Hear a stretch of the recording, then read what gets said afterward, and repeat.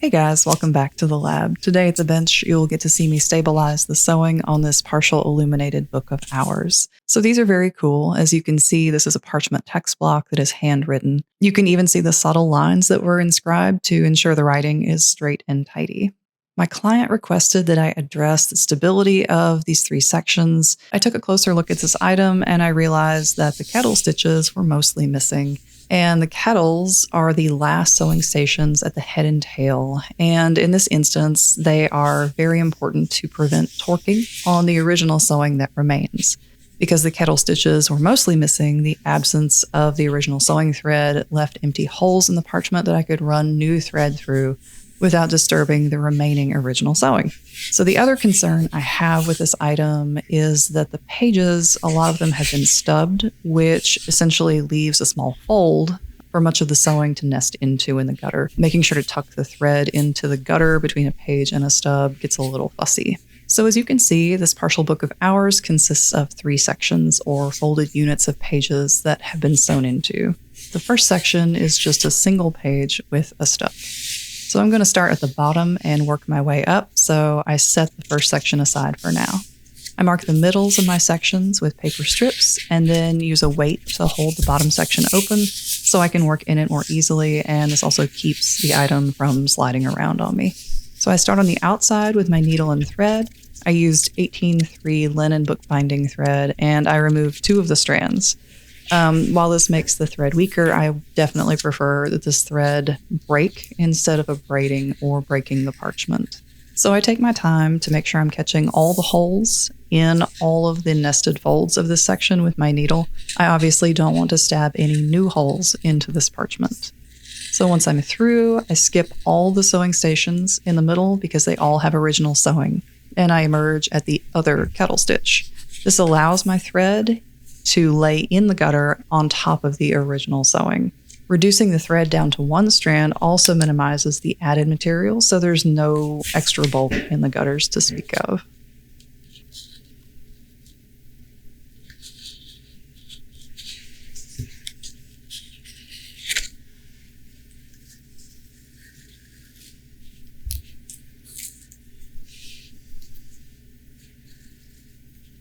Because these 2 sections are still attached to each other at the center sewing stations, I simply insert my needle into the corresponding kettle of the next section. Adding this 1 connection point will keep the edges of the pages mostly aligned, and it also adds a new torque point so that when the book of hours fragment is handled, the original sewing isn't being pulled on.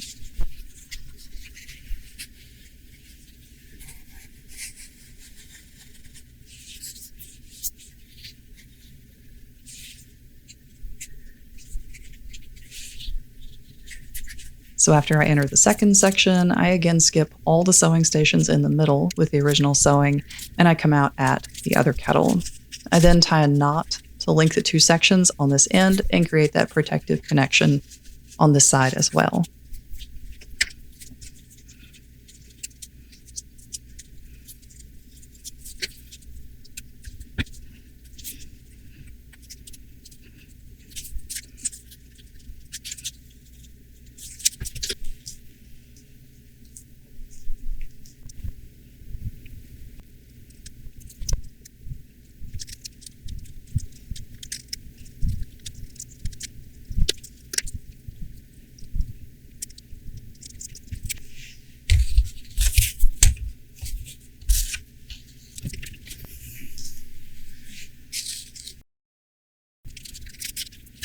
Now it's time to attach the third section, so I enter at the corresponding kettle hole and come out at the far kettle.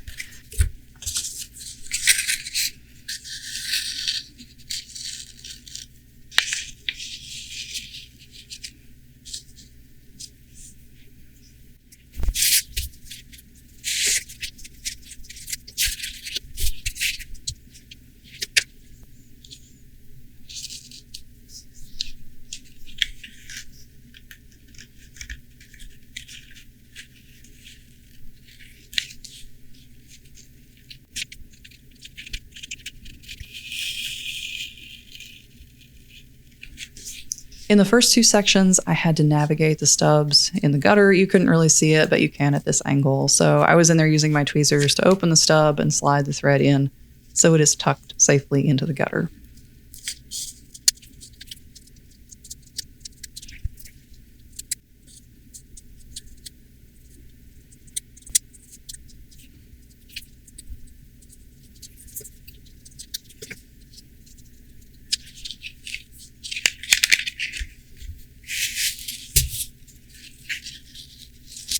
Now that everything is sewn, it's time to make the final connection on this end of the third section. So I do this by making 2 kettle stitches, each of which consists of a loop around the new sewing thread between the first and second sections. And then I bring the thread up through that loop to create a knot.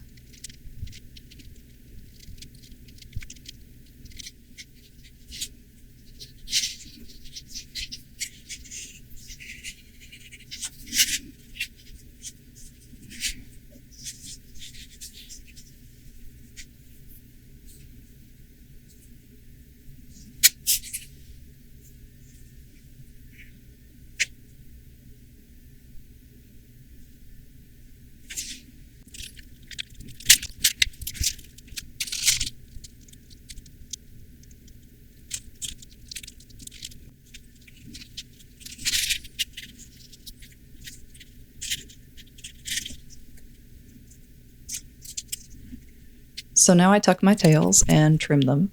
And I know it's been a while since I posted a video, and I'm sorry about that. I've had some health issues, not life-threatening, just uncomfortable, and so I was laid up a bit with that. So if you're tuning back in, I really appreciate your patience.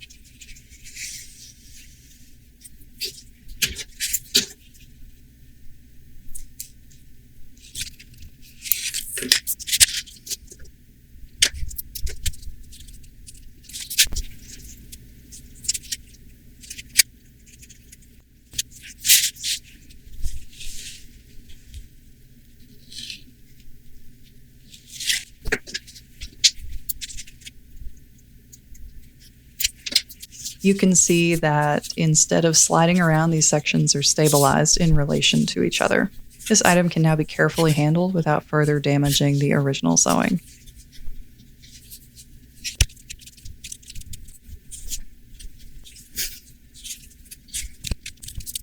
This illuminated book of hours also has a new home to live in. I made a paper for flap wrapper out of acid and lignin-free paper, then adhered it into a cover I created out of lightweight board that I covered in book cloth and marbled paper. This allows the book of hours to be safely stored on a bookshelf with other lightweight materials. I hope you guys enjoyed watching. Let me know if you have any questions. Thanks.